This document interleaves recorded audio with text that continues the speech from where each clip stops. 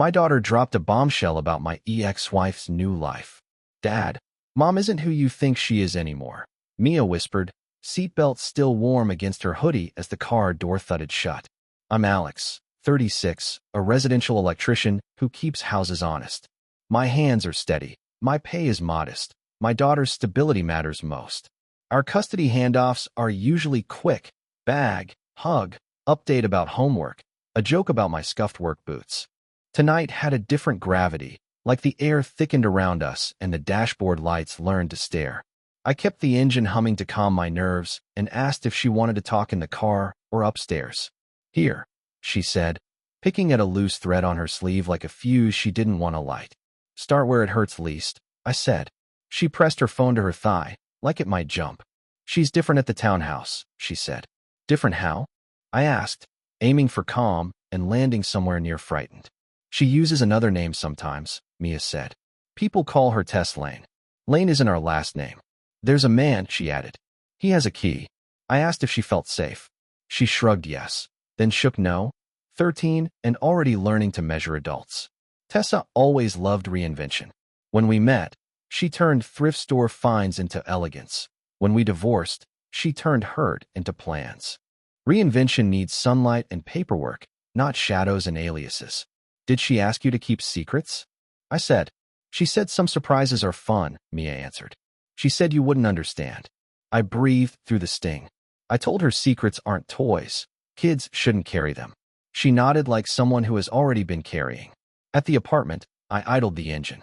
Our fridge calendar stitches us, my shifts, her club, next month's review. If Tessa was Tess Lane, my careful borders were already bleeding. I remembered the school bursar thanking Ms. Lane for a donation that never appeared. I remembered Tessa's email signature changing fonts like outfits. Mia's backpack had started to smell like a stranger's cologne. Dad, Mia said. I looked at her and saw the toddler who used to sleep on my chest during thunderstorms.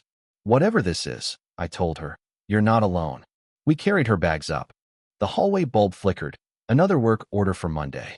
I poured tea we wouldn't drink. Tell me the part you're scared to say out loud, I said. She swallowed, found the edge of the kitchen table with her fingers, and finally said, they're planning something big before the court review. The thing about co-parenting is that it works until it doesn't, and then every small courtesy is suddenly a courtroom exhibit. Tessa and I married fast, in a borrowed backyard with Christmas lights, and we lasted 8 years, 3 of them truly good, 2 bravely polite. The rest a slow negotiation with exhaustion. I wired new builds by day.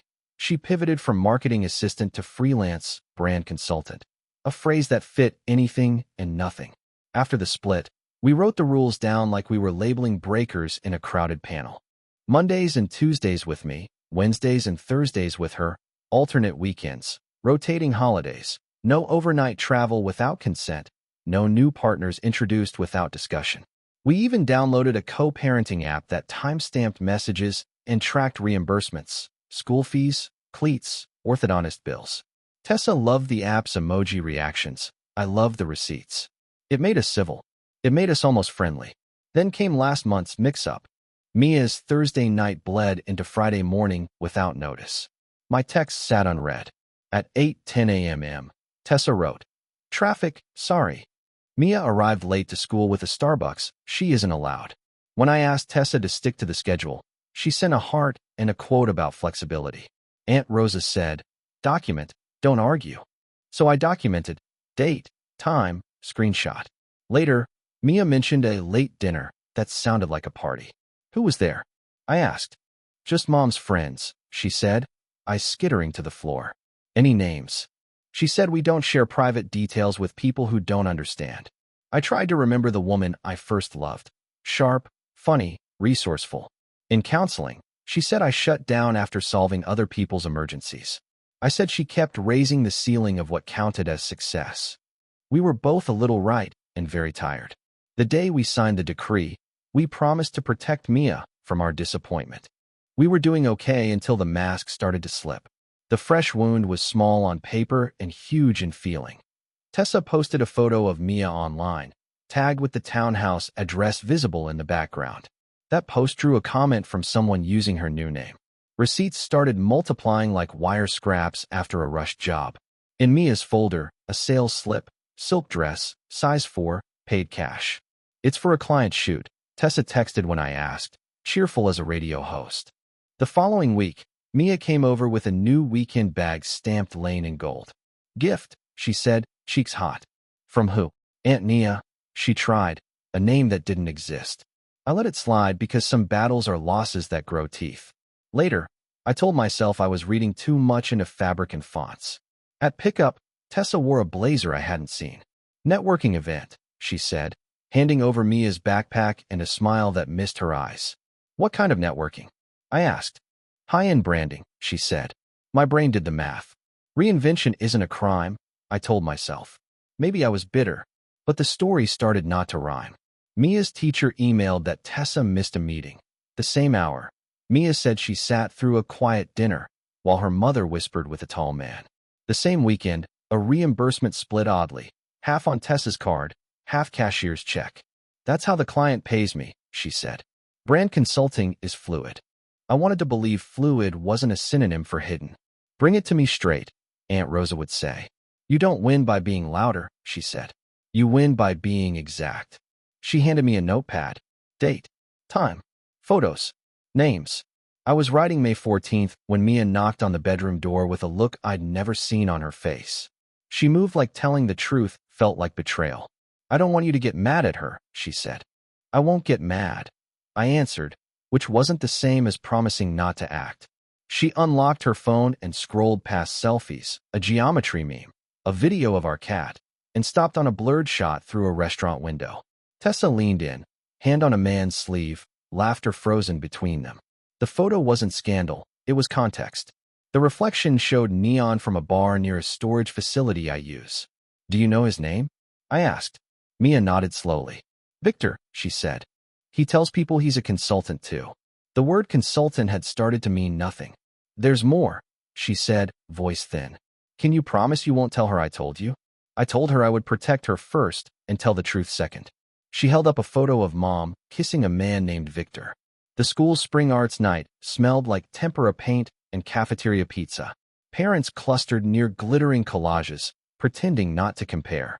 Tessa arrived late, floating in on high heels and certainty, a man at her elbow carrying charm like a briefcase.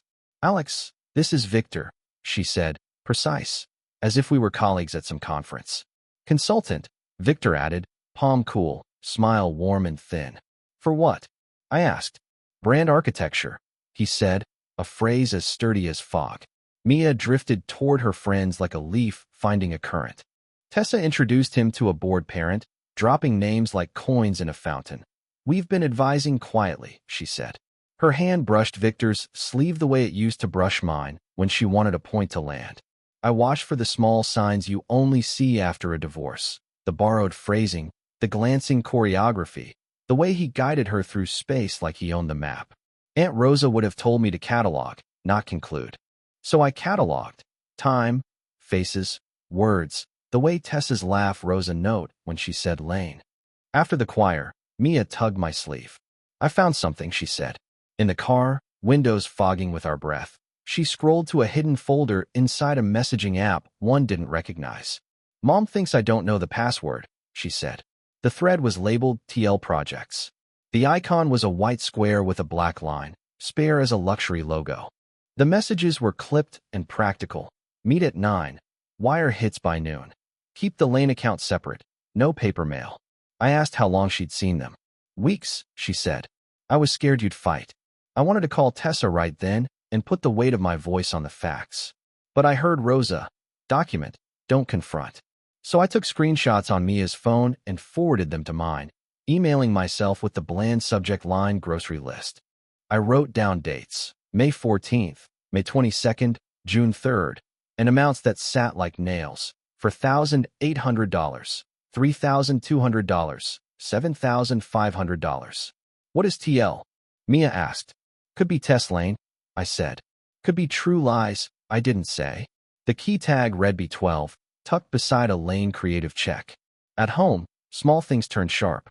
Mia hesitated before answering any question that had the word mom in it, like the word itself had thorns. I cooked spaghetti and oversalted the water because my hands weren't listening. You're not in trouble, I said. I know, she answered, eyes on the steam. The apartment felt too bright. I texted Tessa through the co-parenting app. Mia mentioned a new name being used socially. For safety, please clarify. The read receipt appeared, then nothing. 10 minutes later, a sticker of a smiling coffee cup. I documented the sticker like it was a bruise. Aunt Rosa came by with flan and a stack of manila folders. You keep the originals, she said, and you print what matters. Ink makes ghosts into facts. Rosa's been the family metronome since my mother died. Keeps time, keeps us from rushing the song. Do not make Mia choose, she said, looking directly at me. Get her to a therapist, not a cross-examination. I nodded.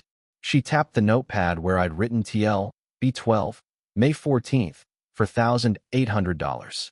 People who need aliases also need patterns, she said. Find the pattern, not the fight. Friday, Tessa called from a blocked number, first ring in months. Alex, she said, voice sugary. Sorry for the silence. Crazy week, investor deadlines. I kept my tone neutral. Mia told me about Victor, I said. Breath on the line, then the laugh she uses for servers and salespeople. Oh, honey, don't be provincial, she said. Consultants come and go. We're building something beautiful. Her pronouns had changed. We. Please avoid new partners overnight without discussion, I said. Per the decree. Silence. You're controlling the narrative again, she said. Don't make Mia anxious. The call ended with a chime, the way elevator doors close before you can step in. That night Mia slept fitfully, muttering. I didn't mean to. I sat on the hallway rug and listened to pipes tick.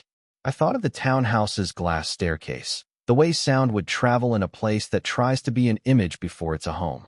I thought of the hidden message thread labeled TL Projects. I thought of the key tag B12 and realized I'd seen the same red plastic at the storage lot off harbor. I texted Rosa at dawn. I'm not confronting. I'm verifying. She replied with a thumbs up and an address label. Harbor Self-Storage, Unit B12, cashier only, cameras on every aisle. Mia patted out for cereal, hair wild. We're okay, I told her. We're careful. She nodded, then slid her phone across the table, screen glowing with a photo she took by accident and hadn't meant to show me yet. Then Mia showed me the photo of the second phone, unlocked. In the photo, Tessa's purse lay open on the seat of a rideshare, a second phone face down beneath a compact. The wallpaper was a plain white field with the initials TL in a thin, serif font. Mia had snapped the picture when Tessa stepped out to grab a package, the kind of quick, guilty reflex kids learn when truth has no safe doorway. She keeps it on silent, Mia said. It only vibrates once. I asked when she'd seen it last. Yesterday, she said. She used it in the garage. I drove Mia to school early and parked 2 blocks away so we could talk without the bell slicing us in half. She showed me an email address she'd glimpsed over Tessa's shoulder. Tess Lane. Consults at Proton Mail. The draft subject line had read, wire confirmation, and the body had 3 bullet points. Confirm routing. Split to 2. No names. I shouldn't have looked, Mia said, chewing her lip. You shouldn't have had to, I said, wishing I could give her back a world that made simple sense. At lunch I took a detour past Harbor Self-Storage. The office smelled like cardboard and pine cleaner.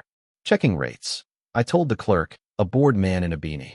He handed me a laminated map and circled the climate-controlled annex. Unit B12 would be in the second corridor, past the vending machine that sells locks. I didn't try to bluff access. I just counted cameras, exits, and the little rectangles where names should be but never are. As I left, a courier rolled a dolly stacked with banker boxes, each stamped Lane Creative in tidy black. My scalp prickled under my hard hat. Back in the van, I recorded a voicemail to myself.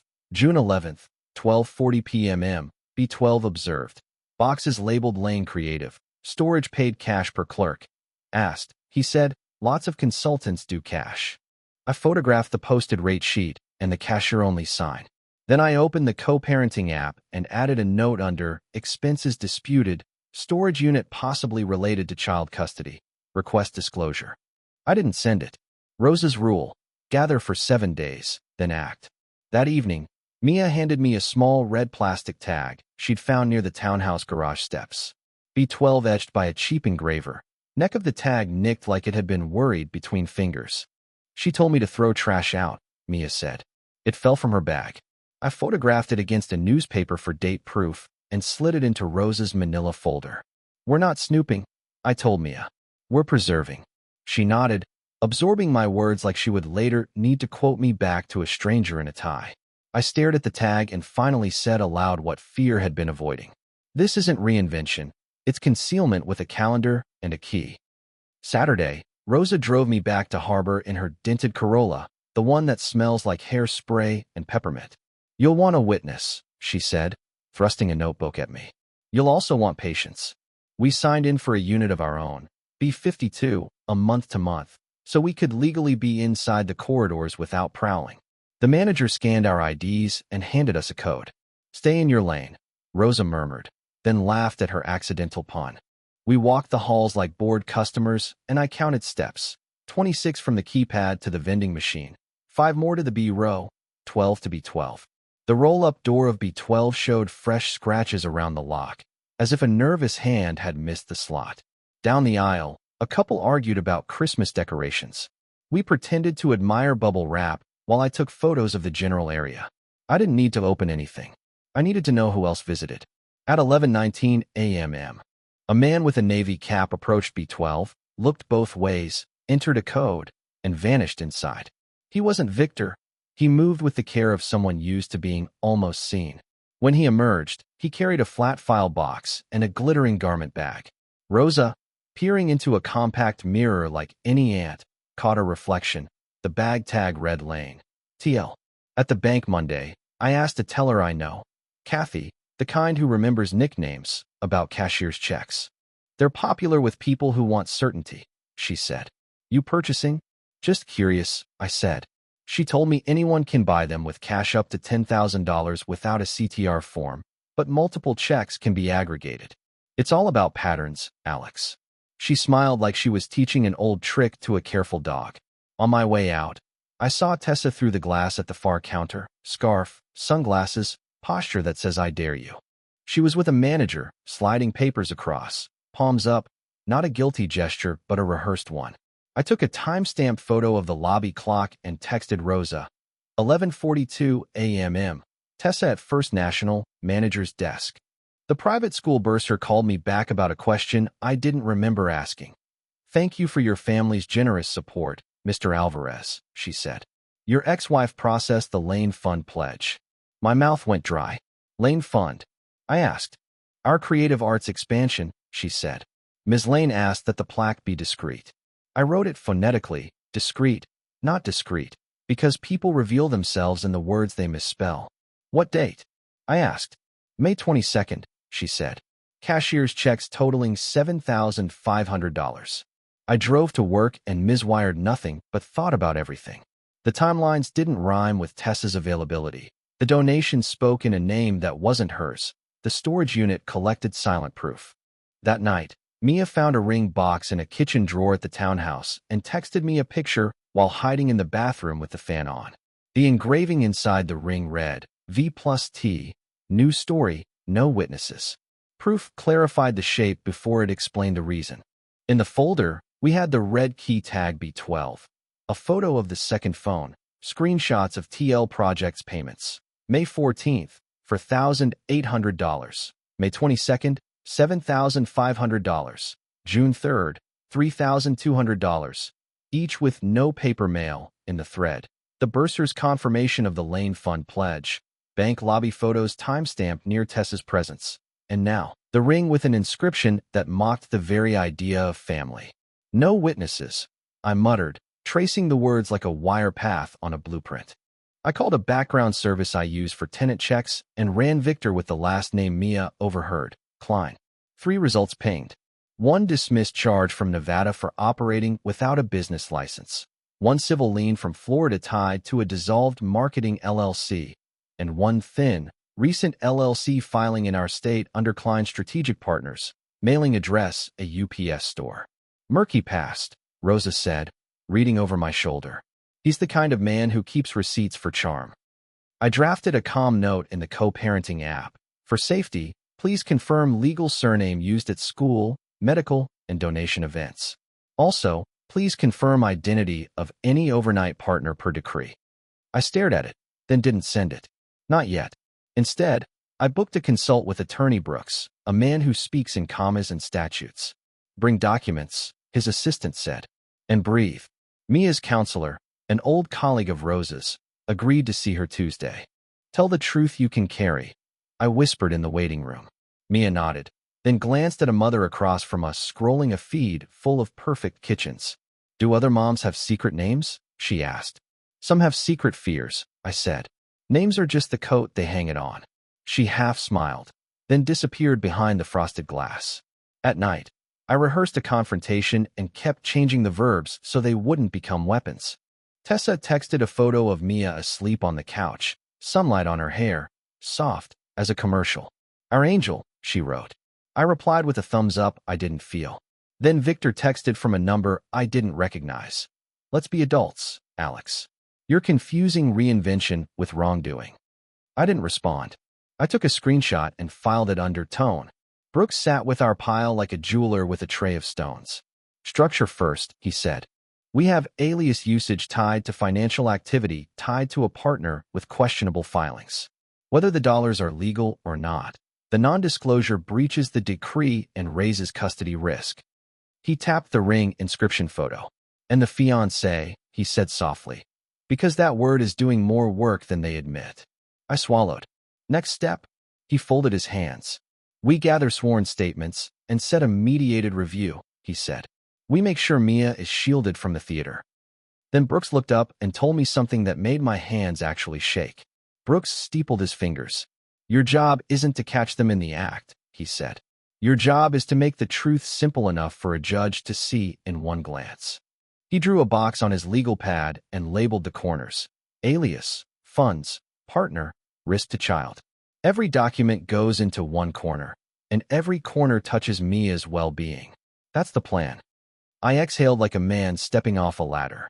We do it quietly, he added. No social posts, no midnight showdowns, no speeches on porches. He slid me a checklist that felt like a handrail I could finally hold. Rosa and I spent Sunday at my kitchen table turning chaos into columns. I typed headings. Date, item, source, why it matters. Mia colored quietly, then slid over a drawing of a lighthouse. That's you, she said. Just stand there and be bright. My throat tightened. At 3:15 p.m. Tessa texted, We're doing a weekend trip. Great opportunity. Mia can stay Sunday night? I replied, Per decree, overnight travel requires consent. Please send details. 5 minutes later, you're obstructive. I wrote, June 16th, boundary push, in the Y column and kept breathing. That evening, I called Tessa while Rosa listened on speaker, the phone between two mugs. What's Lane? I asked. A brand, she said. Mine. Is it your legal name? It's my professional identity. Are you engaged to Victor? A smile entered her voice. Why jealous? Our agreement requires disclosure before partners move in, I said. Silence. You don't own me, she said. We're building something bigger than your small life. Bigger than Mia's stability? I asked. The line went silent, then clicked. I saved the recording and emailed it to Brooks with a timestamp. He called back. Good, he said. You asked. She dodged. She minimized. She implied cohabitation. That's breach territory. He scheduled mediation for Friday with a school administrator present, so the alias donations could be verified. Invite Tessa carefully, he said. Offer a chance to clarify with dignity. I drafted. Mediation Friday, 10 a.m. School office. Purpose. Records alias/partner. Mia not present. Please acknowledge. Tessa reacted with a thumbs-up sticker and no words. Mia stood in the doorway, pale, and whispered Victor planned to clean out B12 before Friday. I didn't sleep. I pictured papers vanishing into the dark maw of a dumpster, timelines dissolving, the story turning to rumor. Close call, Rosa murmured when I told her. So make it closer for them. She meant, tighten the window. I texted Brooks. Concern re. Spoliation. Possible evidence removal at B12. He replied, Do not approach unit. Preserve independently.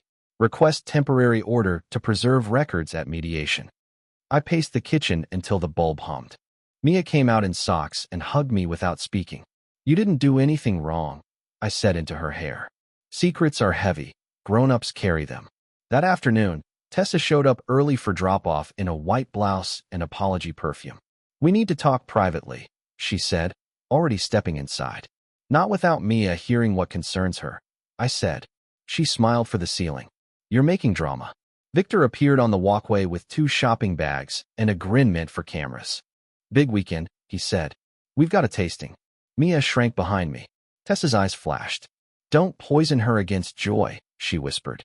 I looked at the bags and saw not joy but leverage. At the table, she performed contrition. I should have told you about my brand, she said. Lane is aspirational, not deceitful. Then why hide the phone? I asked. Clients expect discretion. And the storage unit? Props. And the cashier's checks? Older donors like paper. And the ring? An idea. Victor's smile narrowed. Alex, he said softly, you're a tradesman. Respect Lane's. She's leveling up. Rose's voice rang in my head. Document. Don't argue. I opened the co-parenting app, tapped record call, and set the phone down. Tessa leaned forward. Cancel this little mediation, she said. We can handle family matters as a family. I kept my voice even. The school invited us to clarify donation records, I said. We'll attend. Her lashes flickered. If you humiliate me, she whispered, Mia will never forgive you. Mia's spoon clinked against her bowl. Don't make me choose, she said. Victor moved toward the hallway. Forgot something in the car, he said. I heard the rattle of keys that didn't belong to this house. I stood to block the door and felt my pulse climb into my throat. Wait, I said, palms open. No one leaves with Mia upset. Victor's grin flickered, then returned. Relax, Sparky, he said. We're grabbing a bottle. He brushed past me and a set of keys flashed, a red plastic tag glinting like a cardinal. B12. The photograph in my folder had a twin now swinging from his finger. I stepped aside because Rosa was right. I didn't need a scene, I needed a record. We'll see you Friday, I told Tessa. Bring every document connected to Lane. She tilted her head like a socialite in a courtroom and showed me all her teeth. Thursday morning, Brooks emailed a formal notice for mediation. Purpose: confirm donor identity, confirm legal surname usage, confirm cohabitation disclosures, proposed interim order preserving storage contents pending review. I delivered copies to the school office and slid one under Tessa's door, filming the drop with a timestamp app. The assistant principal, Ms. Chun, agreed to sit in. We keep it calm, she said. We keep it child-centered. I nodded so hard my neck popped. Rosa squeezed my shoulder like a coach taping an ankle. To counter the B12 rush, Brooks proposed a legal mousetrap. You'll invite them to bring documents, he said. We will have a bank officer on video who can verify cashier's check numbers against issuance. If anything conflicts, the school will place a hold on the plaque, and we'll file for a temporary order to preserve assets. He slid over a simple script. Ask, wait, confirm, document. Don't argue facts, he said. Make them reveal them. I practiced in the dark like a man learning to breathe underwater. At bedtime, Mia handed me a note she'd written at school. If she's mad, will she stop loving me? I told her love survives storms if people stop feeding the wind. She laughed at my corny metaphors and tucked the paper into my wallet. At 10:37 p.m., Victor texted, We expect respect tomorrow. No surprises. I screenshotted and set my alarm. At dawn, Rosa brewed coffee strong enough to hold up a spoon. Stand there and be bright, she said, pressing the lighthouse drawing into my palm. I kissed Mia's forehead and walked into the day like a man carrying gentle dynamite. Tessa waited, smiling, with Victor and a white folder labeled Lane. Ms. Chin welcomed us with a voice that could hush thunderstorms. Brooks appeared on a small screen, tie square, eyes alert. We're here to clarify records, he said. We appreciate everyone's cooperation. Tessa crossed her legs like a magazine cover. Victor placed the Lane folder on the table, palms flat. I started simply. Please state the legal name used for school donations, I said. Tess Lane, Tessa answered. Professional identity. Brooks nodded toward Ms. Chun, who slid a copy of the pledge form across. Legal name on file is different, Ms. Chun said gently. Tessa smiled. The plaque can honor the brand, she said. Brooks typed. Do you maintain any storage units in connection with Lane? I asked. For props, Tessa said. Unit B12, Harbor, Victor added, eager. Brooks's eyebrow rose. Thank you, he said, making a note. We request a temporary hold on contents, pending review. Victor's smile thinned. You can't order that here, he said. We can request, Brooks replied. And if you consent, it becomes simple. Tessa looked at the ceiling, calculating. Fine, she said. We have nothing to hide. Victor's foot bounced an anxious metronome. Are you cohabiting? I asked. Define cohabiting, Tessa said, and Ms. Chin's pen stopped. Overnights exceeding 3 per week, Brooks supplied. Yes, Victor said, before Tessa could shape a safer word. We're engaged. Ms. Chin wrote. Thank you, Brooks said. Please confirm you disclosed this per the decree. Tessa smiled like a blade. We were going to tell him at dinner tonight, she said. Rosa's breath hissed. I set down a photo of the ring with the inscription. This was found at the townhouse, I said. Tessa's gaze snapped to Victor, then back to me. Brooks shared his screen. For completeness, we ran a routine background check, he said. The monitor filled with simple facts. Klein Strategic Partners, LLC. UPS store mailing address. Nevada citation. Unlicensed consulting. Florida civil lien. Unpaid vendor judgment. Victor, Ms. Chin asked, voice steady. Old noise, he said. Tessa squeezed his knee, lips white. Brooks continued. We also have messages advising no paper mail and a second phone, he said. We can stipulate that funds moved under an alias, or we can subpoena. Tessa's hands tightened on the folder until the edges curled. Tessa jerked to her feet, pointing at me, voice bright with fury. He's jealous and small, and he wants me punished for outgrowing him. The room held its breath. Brooks didn't flinch. Our goal is Mia's stability, he said. Given the admissions, we'll draft a temporary order.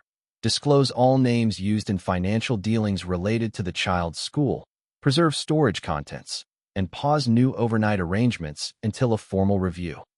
Ms. Chin nodded, phone already dialing the bursar to halt the plaque.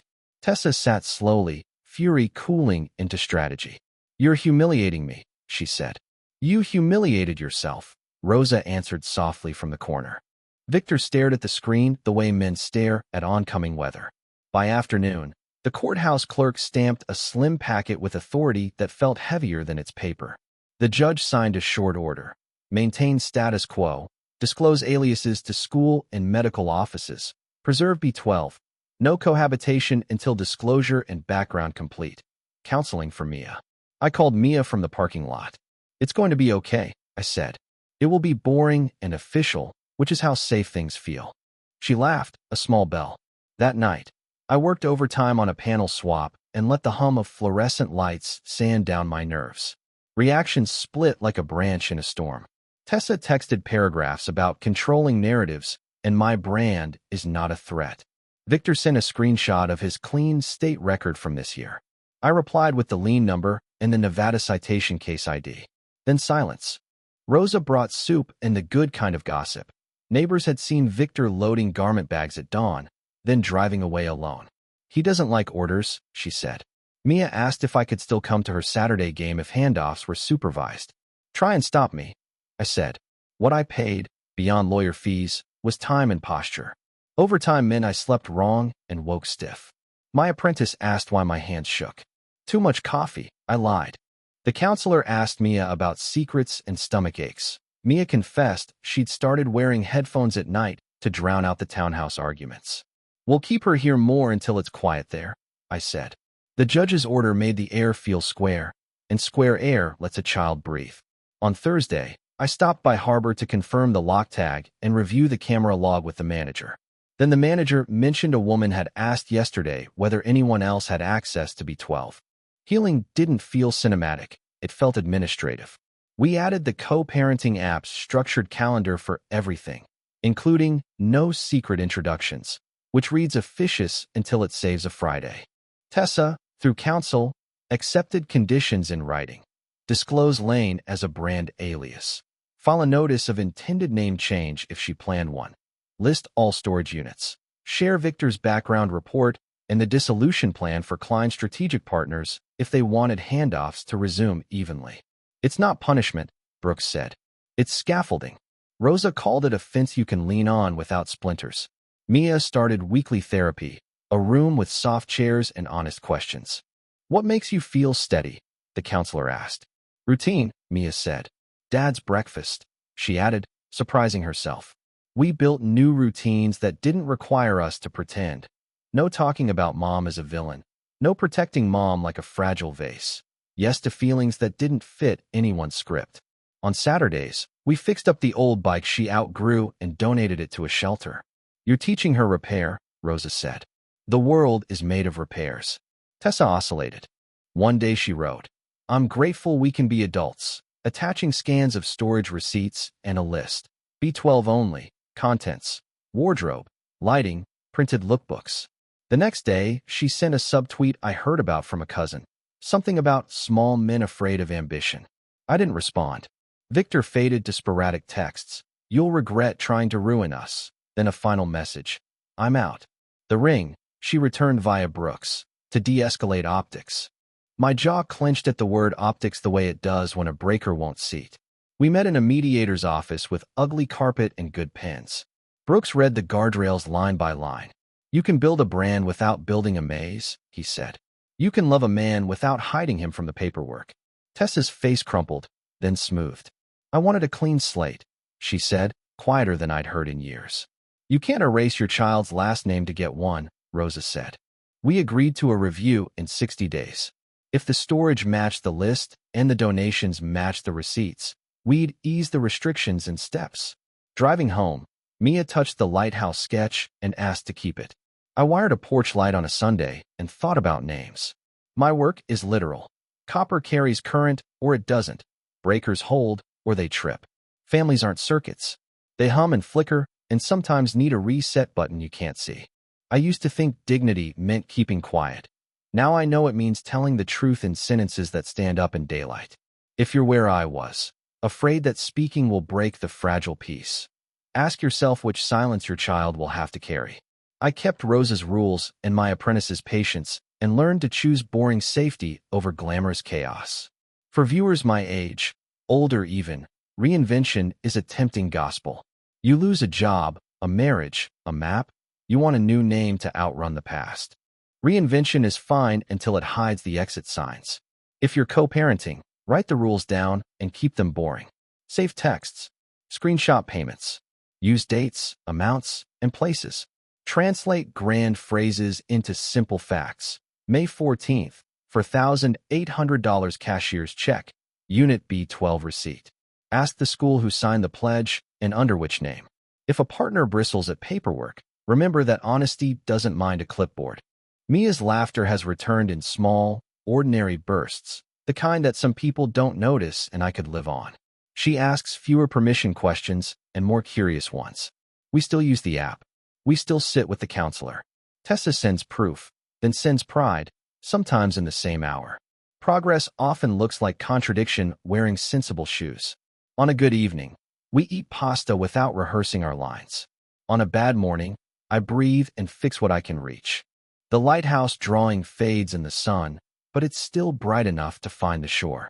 If I had to summarize the lesson, protect the child, not your image. Write it down. Stay kind, but stay exact.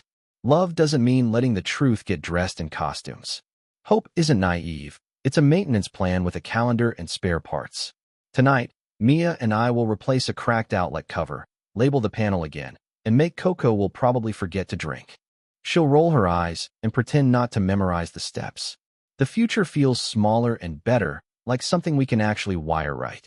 Then my phone buzzes with an unknown number and a single line about B12.